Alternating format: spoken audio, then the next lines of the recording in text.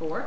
And I felt I had seen it before that because of how it had kind of woven into the cultural fabric of society, and I had seen so many references to it that I sort of felt I'd seen it, and I think that happens with iconic films. Even though Tron wasn't a huge box office success when it came out, it still stayed in the the culture because of how different it was. No one had seen anything like it, and it still looks like nothing else. And so even if it was in an episode of Family Guy or in The Simpsons or something like that, that was the kind of place that I'd heard of Tron, and it was almost the way that a lot of people haven't seen Star Wars, but they feel they've seen Star Wars because it's worked its way into the daily dialogue of people in society. If you focus your memory on one point, what would it be? On when I watched it? Yeah. Focus my memory on when I watched it before our meeting? Yeah. Well, I watched it. That was the memory. And it was, interesting to watch it after thinking I sort of knew what it was about, and to realize it was much funnier than I remembered it being, than I remembered hearing it was. And pretty impressive in that it was discussing things that were very, very cutting edge for its time. I mean, in 1982, having the actors say things like program and bit was complete gobbledygook to them.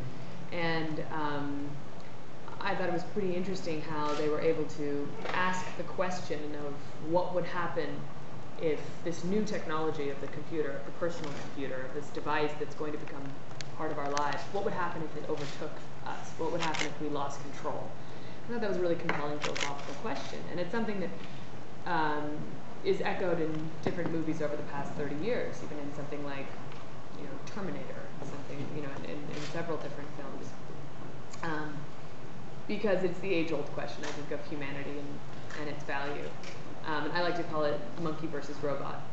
And and I think that the great thing about Tron Legacy is that it revisits the question, but coming from a different place. If the original film was asking what would happen if we lost control, Tron Legacy is asking, now that we acknowledge we've lost control and we are dependent on technology, what now? How can we redeem ourselves? How can we get out of this? How can we harness the power of technology for good, but regain our sense of humanity and its importance? And I think hopefully the end of the film, in our film, Tron Legacy, will leave people wanting to value what makes them human, and to encourage them to pull themselves out of technology for a moment, away from the game they're playing, away from their computers, their devices, and appreciate something as simple as the sun. My character in the film, Cora, is completely fascinated by the user world, the human world, and she's been Jeff Bridges, Kevin Flynn's accomplice or student and protector for hundreds of years within the Tron world, which is 20 years in the user world.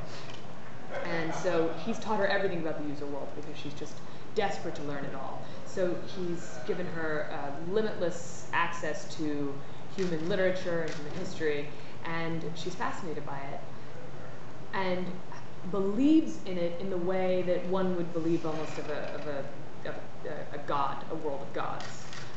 Just like we in this world don't necessarily believe in the Tron universe, the Tron grid universe doesn't necessarily believe in the users, and who's to say which reality is real? So it brings up that whole age-old philosophical question too. Why is this real? Why is this not a dream? Why is this not the ultimate reality?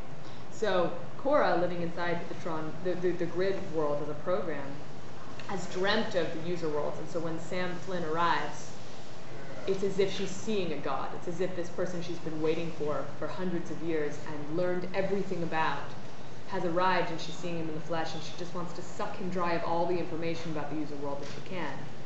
And actually, my favorite line in the movie, she's showing him a library of all the books she's read, and she tells him, my favorite is Jules Verne. And he says, yeah, okay. And she says, well, do you know Jules Verne? And he says, yeah. And she says, well, what's he like?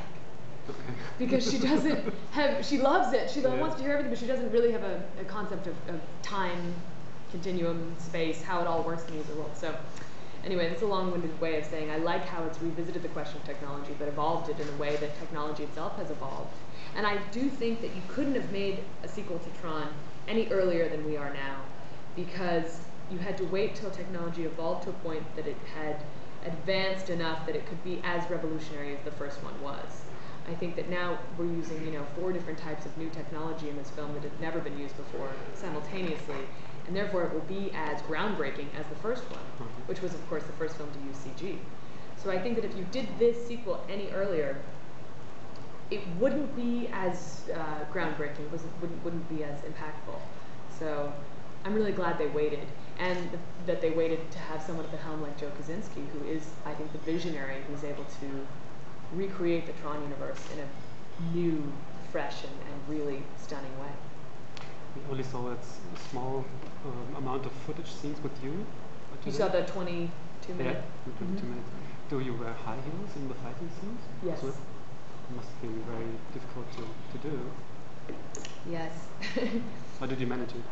Well, we trained in mixed martial arts for many months, for about 4.5 months. In high heels? No. And did all sorts of different training. I did capoeira and jiu-jitsu and cross-training and all these types of fighting training, sword fighting. And this was sort of before we knew what the suits, what the costumes would look like in the end. Just trying to become as strong as possible and capable as possible. I wanted to do as many of the fighting stunts as I could on my own. And yet when we got into the suits and arrived on set and realized that we would have to fight in the suits, it became twice as challenging, and I had to do it in heels. But running in heels is not easy, kicking in heels is not easy, but it made it all the more kind of badass and interesting in the end. She is on the outside this sexy creature, and that's why I didn't want to make her internally very sexy, very vixen-like. She could have easily gone that direction, and I was adamant that she would not, and that was supported by our creative team, that it would have been easy just to make her this temptress. But she is actually quite childlike and naive and kind of quirky and odd. And because the suit itself was so sexy, with the heels included and the rubber, although we took the shapes down a little bit from what the original design was, I just didn't think that anything else about her needed to be particularly overtly sexy. So I liked that, she's wearing these heels, but she fights like a real warrior. The suit is like armor for her. I mean, one of the most influential characters in history that I used for Cora as research was Joan of Arc, who was, of course, fighting in white chainmail from head to toe. So I at one point wanted the suit to be white so that I could really reference Joan of Arc, but it all looks better in black.